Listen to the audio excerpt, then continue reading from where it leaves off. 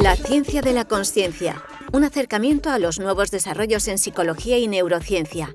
Es el título de este programa, grabado en época de confinamiento y presentado por el profesor de Psicología Básica 1 de la UNED, Pedro Raúl Montoro Martínez. Un espacio que comienza con un pequeño fragmento de The Matrix, año 1999, la primera película de la trilogía de ciencia ficción de las hermanas Wachowski, una producción que acabó recaudando en todo el mundo unos 412 millones de euros y que ganó 4 estatuillas en los premios Oscar. Con este fragmento se puede ilustrar la creencia antigua que entendía la consciencia como un tipo de programa computacional, es decir, un software especial en el hardware del cerebro.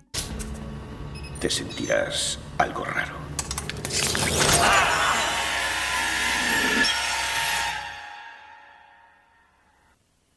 Esto es el constructor. Es nuestro programa de carga. Cargamos lo que sea, desde ropa hasta instrumentos, armas, entrenamientos simulados, cualquier cosa que necesitemos. ¿Ahora estamos dentro de un programa informático? ¿Es tan difícil de creer? Tu ropa es distinta y los enchufes de tu cuerpo han desaparecido. Vuelves a tener pelo. Tu aspecto actual es lo que llamamos una autoimagen residual. Es la proyección mental de tu yo digital. Entonces, ¿esto no es real? ¿Qué es real? ¿De qué modo definirías real? Si te refieres a lo que puedes sentir, a lo que puedes oler, a lo que puedes saborear y ver, lo real podría ser señales eléctricas interpretadas por tu cerebro. Este es el mundo que tú conoces. El mundo tal y como era a finales del siglo XX. Ahora solo existe como parte de una simulación interactiva neural que llamamos Matrix.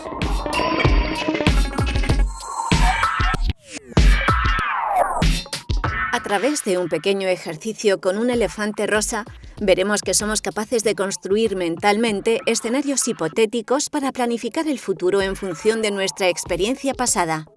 Entonces, ¿qué es real? ¿De qué forma definirías real?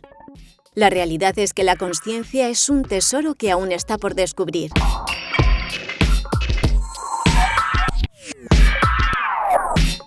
Os presentamos los últimos avances en el estudio de la consciencia y la experiencia subjetiva, y el desafío que supone para la psicología, la ciencia y neurociencia.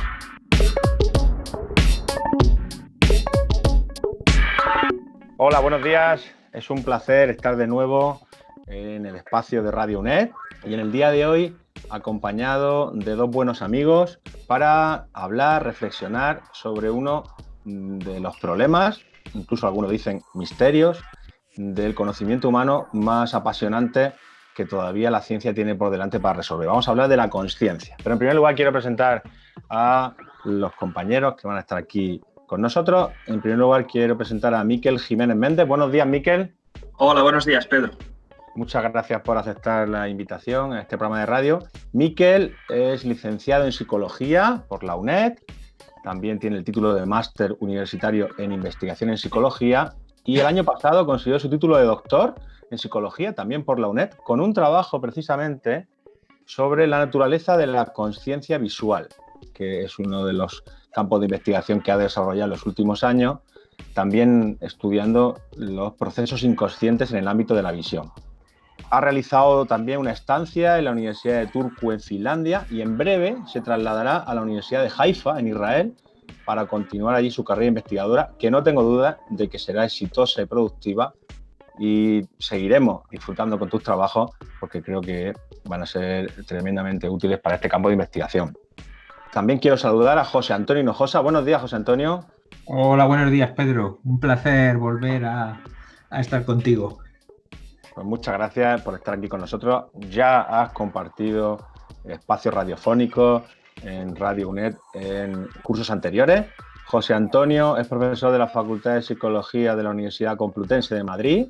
Es también investigador del grupo Affective Neurolinguistics and Cognition Group del Instituto Pluridisciplinar de la Universidad Complutense y tiene una larga y productiva experiencia en los ámbitos de la psicología experimental y la neurociencia cognitiva, con decenas de artículos de investigación sobre variados campos y también en los últimos tiempos dedicado al estudio de la consciencia. Creo que os he presentado bien, no sé si queréis añadir alguna cosa, pero bueno, yo creo que nuestros oyentes se pueden hacer una idea, ¿no?, de cuáles son nuestras líneas de trabajo y la relación que tienen con el tema que trataremos hoy. Bueno, voy a presentar el problema al que nos enfrentamos y es el problema de la consciencia. Para eso creo que lo mejor es realizar un pequeño experimento mental que recomiendo que nuestros oyentes realicen. Si cierran los ojos y piensan durante un momento en un elefante de color rosa, es decir, que generen en su cabeza, en su imaginación, un elefante de color rosa, y a continuación quiero que con su ojo de la mente recorran el cuerpo de ese elefante rosa, desde la trompa hasta la cola, pasando por el cuerpo, pasando por las patas, incluso colocando a ese elefante rosa en mitad de la sabana africana o dentro de un lago, echándose agua por encima con esa trompa. Durante un rato en su cabeza, en su espacio mental, ha existido un elefante rosa. Los elefantes rosas, que sepamos, no existen en la naturaleza. Sin embargo, durante un instante ha existido como un elemento, por lo menos en su espacio privado, en su espacio subjetivo. Ese es el gran desafío que tiene la ciencia por delante, explicar cómo es posible que ese elefante rosa haya existido sin aparentemente ocupar espacio, sin saber dónde está localizado, sin saber de qué está compuesto. Esa dualidad entre la materia física, que conocemos bien a través de las disciplinas científicas, física, química, fisiología, biología, no parece compatible con la esencia de los procesos mentales, que son subjetivos, que son privados, que solo podemos acceder a los pensamientos que tenemos nosotros, pero que no podemos ver los estados de conciencia que tienen otras personas. ¿Cómo es posible que un objeto físico como el cerebro pueda dar lugar a esas inefables experiencias conscientes que sentimos, experimentamos en nuestro teatro mental privado? ¿Cómo será la experiencia subjetiva de color rojo que tengan otras personas? ¿Qué sentirán otras personas cuando saborean un buen jabón ibérico? ¿Cómo será vuestro sabor a jabón ibérico? Miquel y José Antonio, ¿cómo será? Pues no puedo saberlo, solamente puedo acceder a mis contenidos conscientes. Ese es el gran desafío, ese es el gran problema al que nos enfrentamos y vamos a desarrollar durante el transcurso del programa algunos acercamientos que desde la neurociencia, la psicología y también, si nos da tiempo, la filosofía de la mente han intentado llevar a cabo para afrontar este desafío. Miquel, ¿nos podrías hablar de una de las teorías neurocientíficas que en las últimas décadas ha tenido o ha generado una mayor cantidad de investigación? Me refiero a la teoría del procesamiento recurrente de Victor Lame. ¿Nos podrías hablar de esta teoría? Porque creo que puede ser una buena forma de comenzar a desentrañar la investigación en este campo. La teoría del procesamiento recurrente, propuesta por el investigador holandés Victor Lame, es una aproximación neurocientífica al problema de la consciencia. Esta propuesta se articula en torno a los distintos tipos de procesamiento neuronal por los que un input sensorial se propaga a través de las distintas áreas y jerarquías cerebrales. Lame toma el sistema visual como modelo para desarrollar su teoría y se centra en analizar el modo en que la información sensorial se propaga por las distintas áreas cerebrales. Bueno, hay que tener en cuenta que el sistema visual está organizado de forma jerárquica y sus distintas áreas están interconectadas a través de proyecciones ascendentes, horizontales y descendentes. La información de un determinado input visual se propaga inicialmente a través de estas proyecciones ascendentes, desde áreas jerárquicamente inferiores hacia áreas de nivel superior. Tan pronto como esta propagación inicial alcanza las áreas prefrontales, que es alrededor de los 100-150 milisegundos, comenzaría a producirse un procesamiento neuronal horizontal, es decir, la información se propagaría horizontalmente dentro de áreas del mismo nivel, y un procesamiento neuronal descendente, donde la información que ya ha alcanzado las áreas de nivel superior se propagaría en sentido inverso hacia áreas de procesamiento de nivel inferior. Es este bucle de propagación horizontal y hacia atrás a lo que Victor Lame se refiere como procesamiento recurrente. Y la propuesta de Lame es la siguiente: mientras que el procesamiento inicial este procesamiento ascendente que hemos comentado de la información no daría lugar a representaciones visuales conscientes, la aparición de bucles de procesamiento recurrente entre y dentro de las mismas áreas jerárquicas daría lugar a la emergencia de perceptos conscientes. En definitiva, para Lamme, este procesamiento neuronal recurrente es lo que produce un contenido mental consciente. Entonces, Miquel, quizás la aportación más importante de esta teoría es que permite encontrar una continuidad entre el procesamiento inconsciente que realiza nuestro cerebro, del cual no nos percatamos, y a través del curso temporal y a ese feedback, ¿no?, a ese procesamiento reverberante hacia atrás, es como se puede lograr que emerja la consciencia, ¿no? Esa sería un poco la forma en que esta teoría intenta hacer compatible, ¿no?, procesamiento inconsciente que sabemos que ocurre, que se registra, con procesamiento de tipo consciente, ¿no? Sí, así es. Lo que sería el procesamiento inicial hacia adelante o estas propagaciones ascendentes que ocurre rápidamente, como hemos comentado, en torno a 150 milisegundos máximo. Todo este procesamiento ascendente sería un procesamiento inconsciente, ¿no?, que no llega a alcanzar la consciencia visual. Y a partir de que empiezan a darse este mayor procesamiento entre áreas y hacia áreas inferiores, es este tipo de bucle de propagación recurrente lo que generaría un contenido mental consciente. O sea que la diferencia no solo sería de tipo espacial o de tipo neuroanatómico, sino en el curso temporal del procesamiento y en la conectividad, ¿no?, de las diversas regiones y en cómo se genera. Una cosa que no hemos dicho, pero que yo creo que ha quedado clara, es que la mayoría de las teorías que intentan investigar la conciencia se basan o se centran en la modalidad visual, en la percepción visual. Ha sido, sin lugar a dudas, la modalidad más estudiada, ¿no, Miquel? Así es, prácticamente la mayoría de teorías y proposiciones toman el sistema visual como modelo porque es el sistema más estudiado y mejor conocido, básicamente. Sí, y de hecho tu investigación y tu tesis doctoral también han indagado en la consciencia dentro de la modalidad perceptiva visual.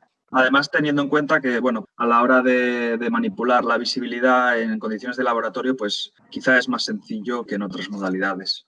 Quizás más adelante nos podrás comentar, en relación con otros aspectos de este tópico de investigación, cómo se puede manipular el grado de percepción consciente o inconsciente de los estímulos. Pero ahora creo que es interesante que José Antonio Hinojosa nos presente otra de las teorías que más investigación ha generado en los últimos años, que es la teoría del espacio neuronal global de trabajo, que José Antonio seguro que nos va a presentar y que creo que es importante conocer para las personas interesadas en este ámbito. José Antonio, cuéntanos. Así es, esta es otra de las teorías más importantes que tratan de abordar el estudio neurocientífico de la conciencia y bueno, ya lo has señalado tú, quería destacar que como has comentado, pues es una teoría que se basa sobre todo en el procesamiento visual, ¿no? Todas estas teorías toman como modelo lo que ocurre durante el procesamiento de estímulos en la modalidad sensorial visual, aunque de alguna manera dejan siempre abierta la posibilidad de que ocurra algo similar en todas las modalidades sensoriales, ¿no? De hecho, en modalidad auditiva se está empezando a hacer algún trabajo replicando este tipo de modelos. Pero bueno, la teoría del espacio neuronal global lo que propone es que habría un primer nivel de procesamiento en el que una serie de regiones cerebrales autónomas, en este caso pues situadas en la corteza occipital, realizarían un procesamiento específico de diversas características de los estímulos, pues el movimiento, la forma, el color. Este procesamiento sería individual, es decir, no habría comunicación entre unas regiones y otra, y esta comunicación ocurriría con posterioridad cuando estas regiones, a través de axones largos, fundamentalmente situados en las neuronas piramidales de las capas 2 y 3 de la corteza, se comunican con regiones parietales y fundamentalmente frontales que configuran una especie de ámbito de trabajo general por el cual la información de estos procesadores especializados pasa a estar disponible a una serie amplia de regiones cerebrales, incluidos los propios procesadores individuales, ¿no? Aquí también juega un concepto importante, es el de reverberancia, ¿no? Que juega un papel muy importante a la hora de conectar incluso la actividad de los procesadores especializados que pasa a este espacio global de trabajo, vuelve a ser devuelta a los propios procesadores especializados, ¿no? A través de bucles reverberantes un poco parecidos a los que planteaba Lame. Sí, eso te iba a decir, José Antonio, esto se parece bastante al procesamiento recurrente, ¿no? Que nos planteaba Miquel, ¿no? Se parece bastante, ¿no? En ese tipo de... Sí, efectivamente. Lo único que aquí las conexiones horizontales no tienen un papel tan preponderante, por lo menos en el primer nivel, ¿no? Mientras que en la teoría del AME pues son más importantes. Aquí lo importante es el concepto de encendido, que es lo que ocurre, o ignición, que es lo que ocurre cuando esa información de los procesadores especializados pasa a estar disponible para todas las regiones. Esto ocurre a través de la atención, que sería el mecanismo que esta teoría postula, por el cual cuando un determinado procesamiento de las regiones especializadas alcanza un umbral, se hace disponible en este espacio global neuronal a todas las demás regiones. Y ahí, precisamente, cuando la teoría asume que la conciencia aparece de manera súbita, de manera abrupta, de manera espontánea. Y otro aspecto que se puede deducir de esta teoría es que esto aparece más bien tarde en el tiempo, ¿no? Porque habría esas primeras etapas del procesamiento en las que se produce el procesamiento autónomo y especializado, y es un poquito más tarde, como tendremos ocasión de comentar luego seguramente, cuando se produce esa emergencia súbita de la conciencia, ¿no? Aquí es muy importante, como hemos dicho, el papel de la corteza prefrontal. De hecho, se ha visto incluso en estudios con primates a los que se les enseña a ejecutar un parpadeo cada vez que son conscientes o que perciben o que se dan cuenta de que han percibido un estímulo, y se ha visto que la actividad de áreas de estos moduladores especializados, ¿no? Que se pueden situar en cortezas como V1 o V5, solamente se propaga a la corteza prefrontal cuando los monos realizan estos parpadeos, ¿no? De algún modo son conscientes de que han visto un estímulo. Sí, estas áreas que dices de V4 o V5, quizás estaría bien explicar a nuestros oyentes que en el caso de V4 es un área especializada en procesamiento complejo del color, y V5 especializada en procesamiento del movimiento, ¿no? Son como módulos, algunos plantean, ¿no? Que como módulos especializados de información concreta. Muy bien, José Antonio. Efectivamente, los módulos especializados que trabajan de manera autónoma al principio, según propone esta teoría del procesamiento del espacio neuronal global, y que cuando se hace accesible el resultado de su trabajo, por decirlo así, a todas las áreas cerebrales, a través de esa corteza prefrontal, pasan a trabajar de manera coordinada. Muy bien. Esta teoría del espacio neuronal de trabajo está inspirada en trabajos previos de naturaleza psicológica o filosófica que hablaban de eso, del espacio global de trabajo, como una especie como de teatrillo mental. Si no recuerdo mal, la metáfora iba por ahí. Algo así como que hay mucho trabajo entre bastidores, entre bambalinas, del que no somos conscientes, solo algunos estímulos aparecen en el escenario y quizás la atención sería como ese foco que lo que hace resaltar al protagonista, al actor o actriz importante en cada momento, ¿no? Es un poco así una metáfora, si no recuerdo mal, ¿no, José Antonio? Sí, efectivamente, ese sería, ¿no? El foco que alumbra a las regiones cerebrales que son importantes a la hora de realizar un procesamiento subsecuente de la información, e inhibe a aquellas regiones cerebrales que son menos importantes o no son necesarias, ¿no? Entonces se produce una activación de lo que va a ser relevante hacer en el futuro y una inhibición de lo que no va a ser importante para el procesamiento posterior de la información. Has adelantado, además, aspectos que son muy relevantes. Hablabas que esta teoría del espacio neuronal global de trabajo, pues lo que predice, lo que propone es una emergencia o aparición súbita, abrupta de la consciencia y relativamente tardía. Justo este tema, es decir, la naturaleza de la consciencia, su curso temporal, pues ha sido el tópico de investigación de la tesis doctoral de Miquel Jiménez.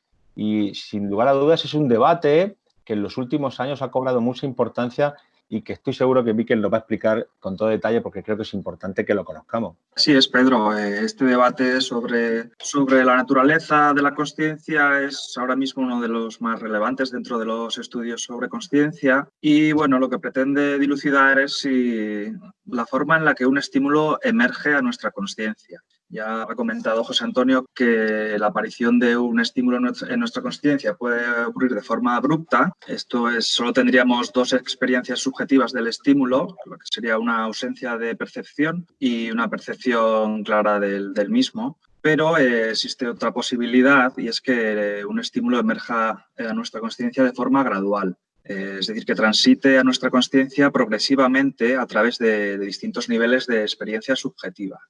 Este debate es de relevancia porque, bueno, el hecho de poder determinar la forma en la que un estímulo emerge a nuestra consciencia puede ser relevante a la hora de plantear futuras propuestas o incluso replantear las distintas teorías existentes sobre la consciencia. Lo que es la evidencia empírica, los hallazgos de laboratorio muestran una clara división de resultados. Mientras que algunos estudios sugieren una emergencia gradual de la consciencia, hay otros estudios que han encontrado una emergencia abrupta o dicotómica. Ya sabía yo que no iba a ser esto sencillo, que iba a haber resultados apoyando una posición u otra, ya sabía yo. Eso es, aquí es donde llegamos a la trama de la película y para intentar superar, esta aparente contradicción de los datos, se plantea una nueva hipótesis, que es la hipótesis de la profundidad de procesamiento. Y, bueno, de acuerdo a esta hipótesis, el tránsito a la consciencia de un estímulo variará en función del nivel de procesamiento del mismo. Entonces, podemos tener un procesamiento de alto nivel de un estímulo que se refiere, por ejemplo, a percatarnos del significado de una palabra. Un significado sería claramente discernible de otro significado o de otro concepto. Y, por lo tanto, lo que plantea esta hipótesis es que la consciencia sobre un significado emergerá de forma abrupta. Y, por el contrario, procesamientos de nivel más bajo, de características del estímulo, como puede ser la percepción del color o rasgos más simples del estímulo, como puede ser su nivel de brillo o su orientación, no pueden ser tan fácilmente asociadas a un concepto o etiqueta particular. Esto es lo que propone la teoría del nivel de procesamiento de profundidad. Este procesamiento de nivel más bajo, al variar cuantitativamente a lo largo de un continuo físico, como puede ser el sistema RGB en el caso del color, lo que es que se producirá una emergencia de consciencia de forma más gradual. O sea que esta hipótesis del nivel de procesamiento consigue integrar resultados que aparentemente parecían contradictorios o conflictivos entre sí, aludiendo a que quizás han investigado o han utilizado estímulos con diferentes niveles de procesamiento, ¿no? Eso es, lo que sería esta evidencia previa un tanto incoherente. La hipótesis de nivel de procesamiento plantea que en parte o en gran medida es por el tipo de estímulos o tareas que han utilizado a la hora de estudiar la emergencia de la consciencia. Es decir, estímulos más simples o que se perciben con un bajo nivel de procesamiento, como puede ser el color o una forma geométrica simple o distintos niveles de brillo del estímulo, emergerían de forma gradual a la consciencia, mientras que estímulos de alto nivel, esta otra línea de estudios que han estudiado la emergencia de la consciencia utilizando palabras o juicios de magnitud, como por ejemplo si un dígito es mayor o menor que 5, es una tarea que se utiliza mucho.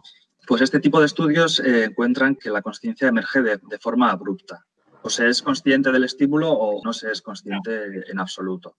Esa hipótesis de los niveles de procesamiento parece que consigue conciliar, ¿no?, posturas aparentemente irreconciliables. Me consta además que en el estudio de la naturaleza de la consciencia y su curso temporal se utilizan técnicas como la electrofisiología, la electroencefalografía en concreto, que permite encontrar correlatos de activación eléctrica cerebral de la consciencia, de nuevo en el ámbito visual. José Antonio, tú que tienes mucha experiencia en el uso de esta técnica, ¿nos puedes relatar cuáles son las principales aportaciones desde esta perspectiva?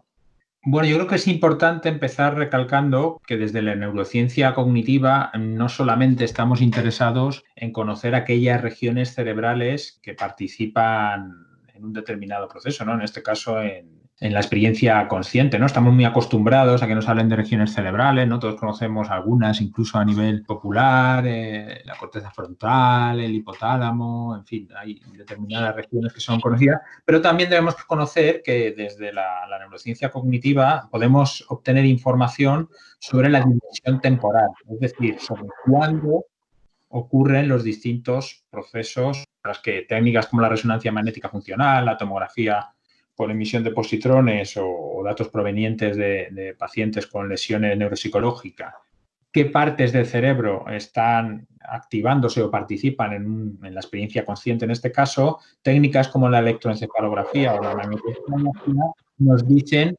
cuándo se activa el cerebro, ¿no? En el caso de la consciencia, esta es una información muy relevante porque, como hemos visto, cuándo se produce la conciencia es una pregunta particularmente importante que los modelos pues, tratan de averiguar. En el caso concreto de la conciencia, pues han visto dos correlatos electroencefalográficos sobre los que todavía hay un cierto debate de qué podrían estar reflejando.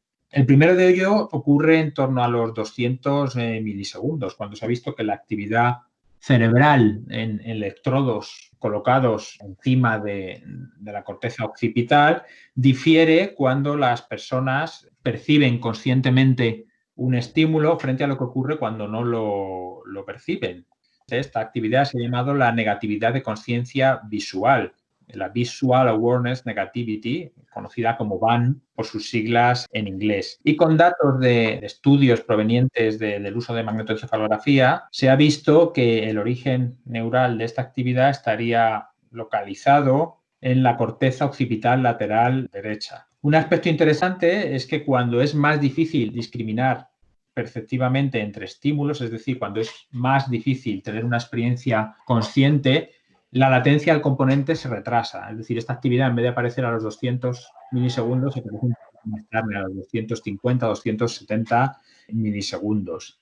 La interpretación más extendida hoy en día de lo que estaría indicando este componente es que sería un reflejo de la conciencia fenomenológica, que tendría que ver con la experiencia que a nivel subjetivo experimentamos las personas, que sería una experiencia íntima e incomunicable, ¿no? Una experiencia fenomenológica.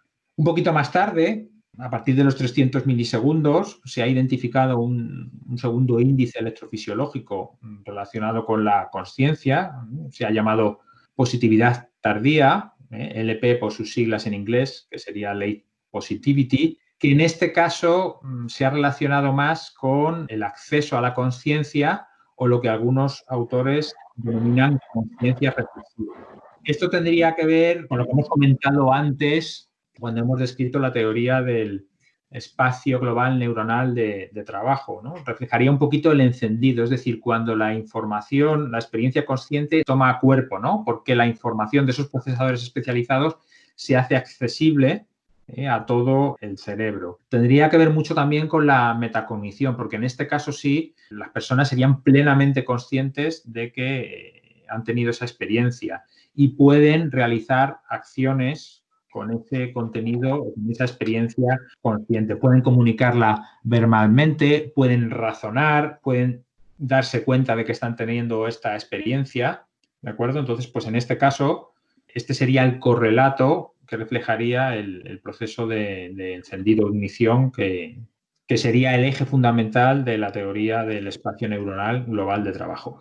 Lo has explicado muy bien, José Antonio, y además has introducido esa división terminológica que es importante entre conciencia fenomenológica y conciencia de acceso, ¿no? Y que algunos incluso relacionan con la autoconsciencia, que ya sería quizás el problema de mayor nivel y enjundia con el que nos podemos encontrar en la ciencia o en las ciencias, ¿no? Efectivamente, así es, ¿no? Por decirlo de algún modo, el VAN estaría reflejando ese insight de uno está siendo consciente, pero no sabe, por decirlo así, de algún modo que está siendo consciente, mientras que la Late Positivity, el LP, estaría reflejando esa toma de conciencia de que uno es consciente, por simplificarlo. Bueno, gracias, José Antonio. Ha explicado muy bien estos dos componentes y cómo se relacionan con esos dos tipos, subtipos o categorías de la consciencia. Y como tú ya has relacionado la consciencia con la atención, quiero introducir una teoría también reciente sobre la conciencia que tiene una perspectiva más basada en cuál es el origen filogenético y la evolución de la conciencia a través de las especies,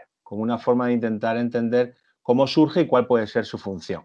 En este caso me refiero a la teoría del esquema atencional de Michael Graziano, un investigador norteamericano, que a mí me parece interesante para entender cómo surge la atención en el curso de la evolución de las especies. El punto de partida de Graziano es considerar que los sistemas nerviosos más arcaicos los podemos encontrar en organismos acuáticos como los nidarios, la familia de los nidarios, que están formados por medusas, anémonas, hidras, la muestra más primitiva que conocemos de las neuronas.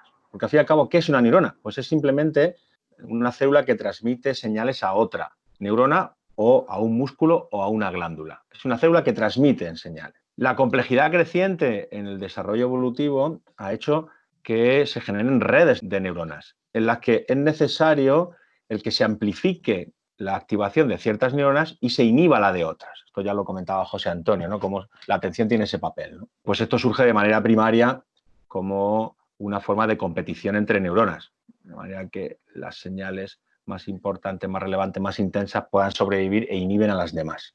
El siguiente paso de complejidad conlleva la necesidad de introducir un mecanismo de atención centralizada que permita priorizar los estímulos y también las acciones relevantes en cada momento entre los distintos sistemas sensoriales, entre la visión, la audición, el tacto, el olfato, todos los sistemas sensoriales que tenga un organismo, y también entre los diversos sistemas musculares, para evitar el que haya un caos de comportamiento. Este sistema centralizado de atención necesita un esquema interno que monitorice, que represente la superficie del cuerpo, si hablamos del tacto, que represente el campo visual que los animales tienen frente a sus receptores visuales, el campo auditivo alrededor de los organismos, la posición del propio organismo y de sus partes, el tronco, las extremidades en el espacio. Es decir, una especie de mapa interno representado en redes neuronales que permita expresar las prioridades del entorno, del ambiente externo y también del ambiente interno. Y esto ya está presente en anfibios, en reptiles y en los vertebrados, por supuesto. Graziano propone otro nivel, otro paso más de complejidad, y es cuando se genera un esquema o mapa interno que representa a la propia atención, al propio manejo de la atención, lo que él llama el esquema atencional. Es decir, cuando podemos controlar, cuando podemos regular a qué es lo que queremos atender. Es decir, cuando ya no somos esclavos de los estímulos, de nuestro ambiente interno o externo, y nosotros regulamos voluntariamente qué es lo que queremos atender. Si queremos atender a los estímulos del entorno o si queremos ignorar cierta cosa, por intensa que sea, para dedicarnos a atender a nuestros propios pensamientos, a nuestro mundo interno o un estímulo frente a otro. Esa atención de carácter voluntario, de carácter controlado, necesita que haya un esquema que regule la propia atención, una especie de metaesquema, de metasistema atencional, que es el que crearía un mundo interno subjetivo que actuaría como el germen de los contenidos conscientes, de la experiencia mental interna. Este es el punto clave de la teoría de Michael Graziano. Como necesitamos organizar el propio control de nuestra atención, se genera una forma reflexiva de controlar nuestros propios procesos. Y ese sería el germen de la atención. Me parece una teoría interesante que aporta una perspectiva diferente con respecto a las teorías más fundamentadas en cómo se genera la atención, y esta, en cambio, pues parece que permite explicar cómo surge como proceso evolutivo. Este tipo de atención o de esquema atencional pues sería propio de los mamíferos y en especial de los primates, y donde quizás se desarrolla con mayor riqueza sería en el ser humano, ¿de acuerdo? Bueno, yo por último quería introducir un pequeño debate para terminar con el programa, con algunas de las aportaciones filosóficas que en los últimos años están cobrando una especial atención, un especial interés entre los filósofos, y en concreto quería hablaros un poquito del panpsiquismo, que parece que ahora mismo es quizás la teoría, la posición, la corriente filosófica que parece que está más de moda entre círculos filosóficos.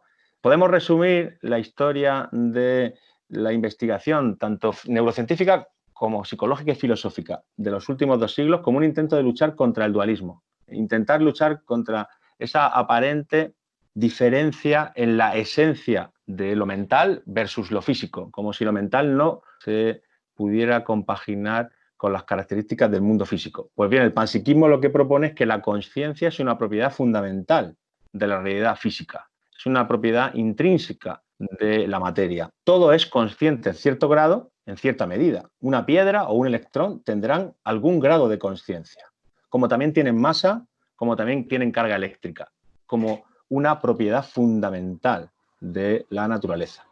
Y en vez de considerar la conciencia como el único y exclusivo fenómeno que no parece encajar con el resto de la realidad física, pues el panpsiquismo considera que es el resto del mundo físico el que resulta misterioso, porque cada uno de nosotros podemos acceder a nuestros contenidos conscientes.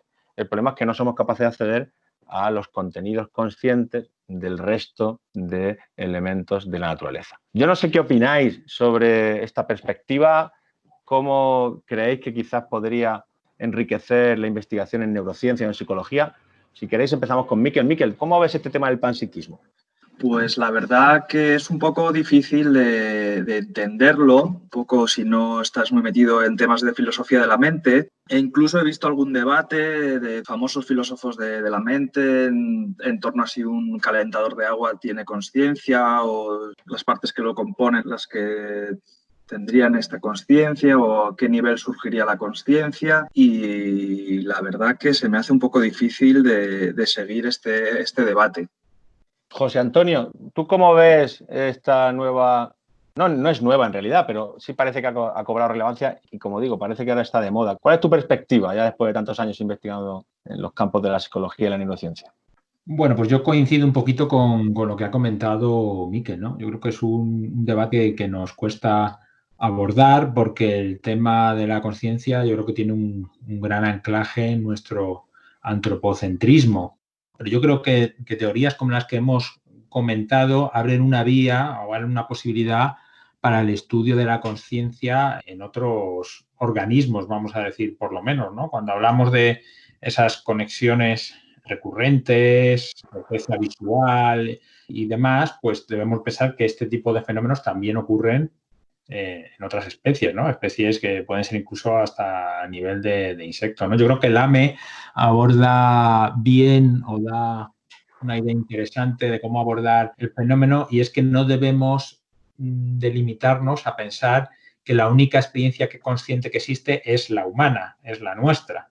¿De acuerdo? Él pone el ejemplo de la mosca y habla de cómo nosotros tenemos una percepción muy, muy clara de lo que es un objeto, la actividad de esos módulos especializados de los que hemos hablado antes, mientras que las moscas parece que tienen una percepción mucho más difusa. Solo perciben ciertos colores, ciertos contrastes, ciertos movimientos. Eso que para nosotros ni siquiera sería una experiencia consciente, para la mosca podría ser su experiencia consciente. Entonces yo creo que este enfoque, si logramos salirnos un poco de nuestro antropocentrismo, nos puede dar una idea de cómo abordar estos debates, ¿no? En el tema ya, en el asunto de la conciencia de la materia, pues yo creo que ahí más recoge ya ciertos debates filosóficos viejos sobre qué es lo que existe y por qué algo tiene existencia y si las cosas existen fuera de nuestra conciencia, ¿no? Pues ya todo desde Kant, los relativistas y demás han dado distintas respuestas a este problema y quizá pues la conciencia de la materia a mí me parece menos abordable desde el punto de vista científico, pero vuelvo a repetir que puede ser que ocurran determinados procesos, ¿no? Que a nivel físico asemejen a estos bucles reverberantes de lo que hemos venido hablando, de conexiones entre distintas neuronas, como hemos comentado, y que de algún modo se pueda encontrar algo parecido o se pueda establecer una analogía con lo que ocurre entre la interacción entre partículas o subpartículas, por ejemplo, ¿no? Eso podría ser un campo, ¿no? Pero al final estamos hablando yo creo que de abordarlo desde la perspectiva de que existirían distintos niveles de conciencia y que la experiencia consciente no es únicamente la experiencia que tenemos los seres humanos. Sí, has introducido un aspecto muy importante y es cómo podemos estudiar la conciencia y qué medidas necesariamente indirectas podemos recabar para poder acceder a la conciencia de otros animales, porque en el caso de los seres humanos contamos con el propio relato introspectivo, la propia declaración que nos realiza una persona a través de su lenguaje. Y de hecho, yo quería aprovechar para que Mikel nos contara cómo se suele realizar las investigaciones en estos campos que intentan encontrar cuáles son los correlatos neuroanatómicos, el funcionamiento y la activación cerebral para poder asociarla y para poder vincularla a estados de conciencia. Sí, me permites un momento, has hablado ahí de que los seres humanos pueden informar, pero tampoco debemos olvidarnos, ¿no?, de esta conciencia fenomenológica, que es subjetiva, que es un poquito más difícil de operativizar, de definir, y que deja abierta, ¿no?, esa puerta de salida también a ese fenómeno consciente humano no comunicable, que también pues, podríamos relacionar con estos otros tipos de conciencia que se podrían dar en otros los que no pueden informar de ninguna manera o a veces indirectamente o de la materia, donde todavía el grado de abstracción es mucho mayor. Sí, tienes toda la razón, porque es imposible transmitir a alguien cómo es la experiencia de color azul si nunca ha visto el color azul. A una persona que sea ciega congénita, por mucho que le expliques, incluso si esa persona fuera un neurocientífico especializado en el procesamiento visual, si no tiene la experiencia cualitativa de color azul, y con esto lo podemos extender a cualquier otra experiencia sensorial, cualquier pensamiento, pues es imposible que pueda acceder a ella. Efectivamente, es inefable y en cierto modo es inconmensurable. Como y no debemos tener de vista tampoco lo que ocurre pues, en estados de conciencia alterados, por decirlo así, ¿no? A través de drogas, por ejemplo, lo que ocurre en el sueño, lo que ocurre en el coma, lo que ocurre cuando nos anestesian, ¿de acuerdo? Ahí la experiencia consciente se diluye, pero los teóricos, desde luego, prácticamente ninguno diría que hay ausencia de conciencia, sino que hay otro tipo de conciencia que en muchos casos son incomunicables y bueno, pues yo creo que estos son buenos ejemplos de la gradación de los niveles de conciencia que pueden aparecer en seres humanos y en otras especies. Ese es el problema duro de la conciencia, que es como a través de un procesamiento que puede ser descrito en el mundo físico se generan contenidos cualitativos que parecen radicalmente diferentes a ese mundo físico, ¿no? Y quizás, Mikel, nos puedes explicar cómo podemos investigar, intentar acceder a esos contenidos y cómo se puede medir la experiencia subjetiva. ¿Qué procedimientos experimentales se utilizan para manipular el grado de conciencia de los estímulos y qué estrategias de investigación podemos desplegar para intentar medir la experiencia subjetiva? Bueno, a nivel de métodos que se utilizan para manipular la visibilidad de un estímulo, quizá el más utilizado es el enmascaramiento visual, que consiste en presentar un estímulo visual de forma muy breve, quizá por 50 milisegundos o por una duración inferior, y es enmascarado inmediatamente, es decir, se presenta otro estímulo inmediatamente después, que es una máscara, puede ser un patrón de ruido. Sí, normalmente es un patrón de ruido o puede ser distinto a estimulación que lo que hace es enmascarar el primer estímulo visual que se ha presentado. Esta quizás es la técnica más utilizada, pero también hay otras como puede ser la técnica del crowding, cuando se presenta un estímulo flanqueado o rodeado de muchos otros estímulos distractores, o técnicas como la rivalidad binocular, que consisten en presentar un estímulo a cada ojo, o también técnicas que manipulan la atención sobre el estímulo, como pueden ser la ceguera inatencional o el parpadeo atencional. Y, Mikel, ¿qué estrategia se utiliza para intentar medir la conciencia, el grado de conciencia que los participantes tienen de un estímulo? Bueno, sobre esto también hay mucho debate en torno a si debemos utilizar medidas subjetivas, como pueden ser escalas de conciencia, o medidas objetivas, como puede ser el desempeño en una tarea determinada.